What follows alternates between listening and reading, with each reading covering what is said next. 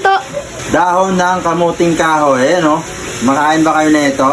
Yun sa amin sa summer, hindi ako nakatikim nito kahit isang beses. Ang sarap pala nito. So guys, kung hindi pa kayo nakakatikim ng gulay ng dahon ng kamuting kahoy, subukan nyo guys, ang sarap nito. Ganito lang proseso nito.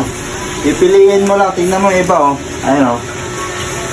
Ganyan, kaya may natitira. Pilihan mo lang yung mga malalambot na dahon para hindi siya mapait. Yung iba kasi pagka matitigas na, pumapait siya. Kaya pilihan mo lang. Sarap na ito guys. Tayin nyo hanggang maluto. Let's go!